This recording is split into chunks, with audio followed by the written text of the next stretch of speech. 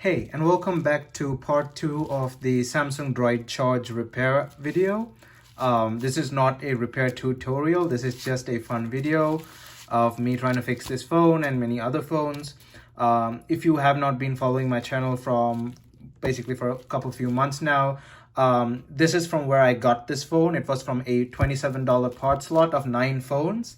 So $3 a phone, which was a really good deal. And this is the only phone that refuses to turn on entirely. It just boots to its logo and it keeps boot looping.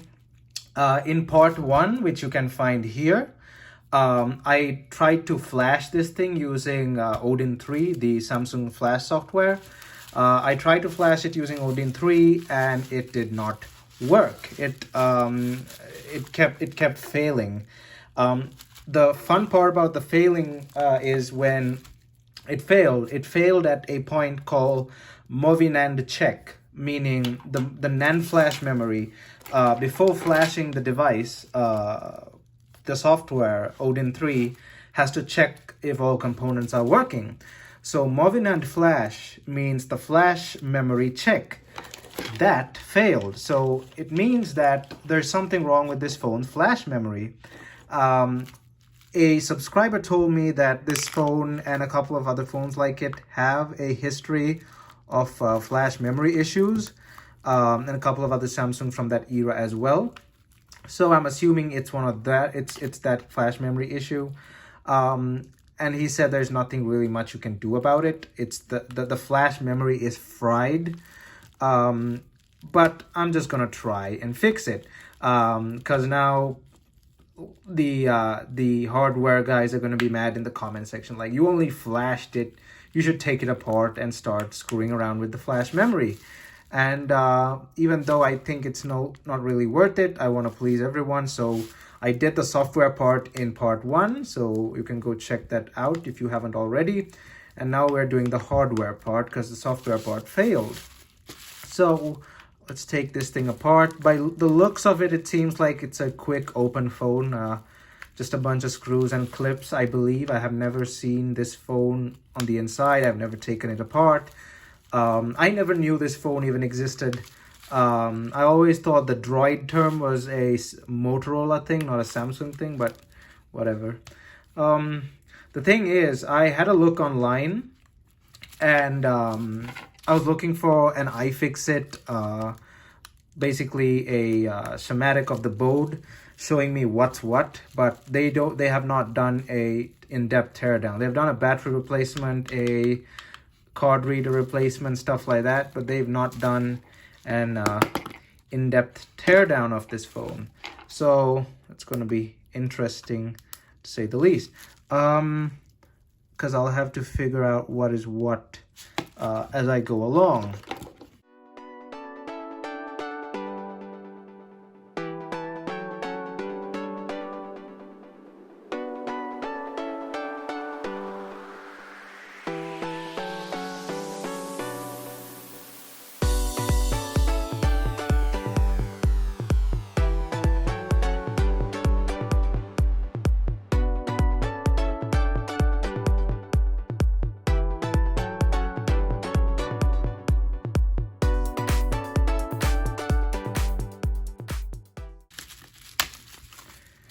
Okay, so we have that open. It was a bit tougher than usual. The clips are a bit tighter on this phone. Basic looking board. I think these are glued onto the frame. The switches, the volume rockers, and I think the power button is glued onto the frame too. Let's get them out.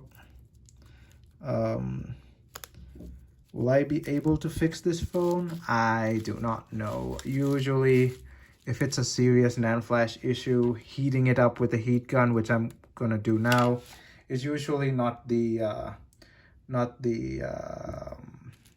greatest method. It's usually best to replace it, but who's gonna find parts for this thing at this age?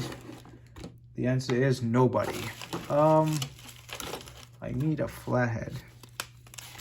So, can get this up. Okay, so I think the board should just come off. Oh, think that's the combo connector.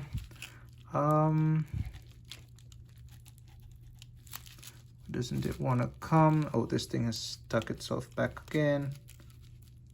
Okay. There comes the board. Is there something else under there?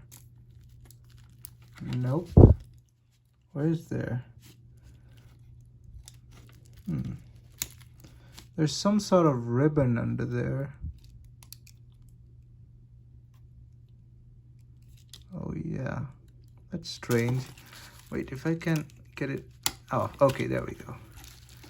There's some ribbon under there that's not letting us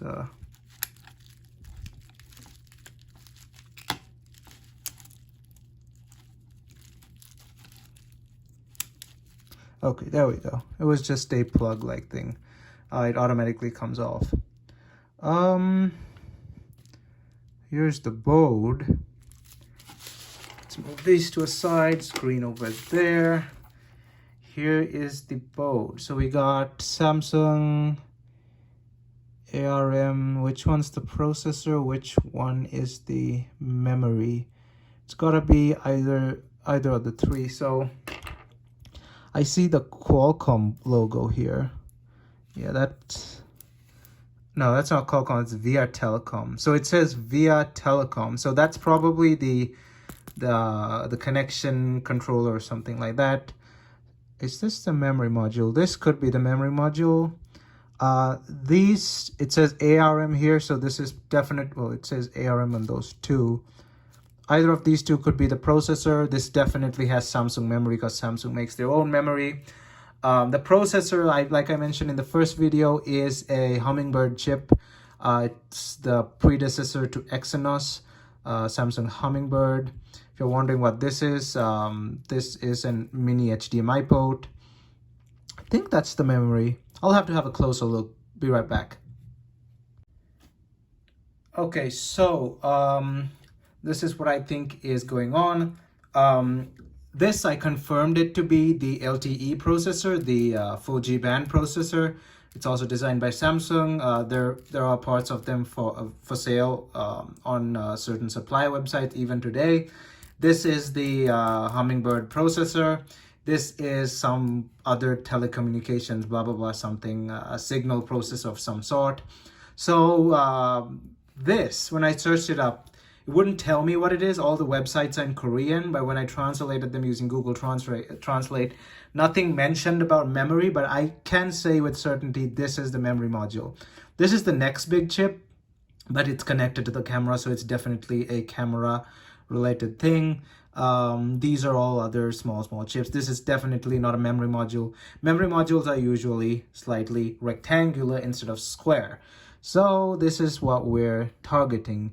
It looks fine. Let me bring it closer. It looks fine.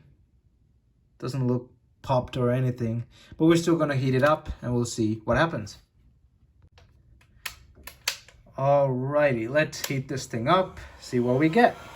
I'm gonna set it to a medium heat. Let's evenly heat the board to avoid thermal shock. I'm gonna basically fast forward the rest of this because it's just wasting time.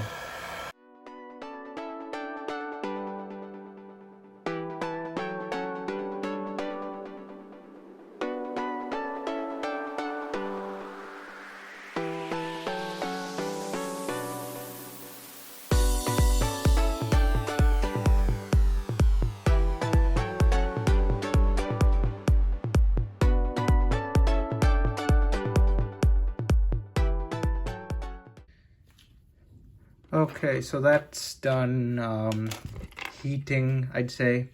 Well, done cooling, actually. Let's go put this thing together again. And I'm going to try and reflash it off camera if that's the case. Because I don't want to... You already watched part 1, so you know what the reflash process is like. The heat actually screwed up this piece of paper, so it heated quite a lot. That's easily past the 200-degree mark. If you were wondering, these boards were meant to take these temperatures. Not the piece of paper though, but that's okay. Okay, so let's see if this thing turns on, makes a difference. Samsung logo. It should, in theory, go to the menu directly, well, the software directly. I'm holding the Nokia battery like that.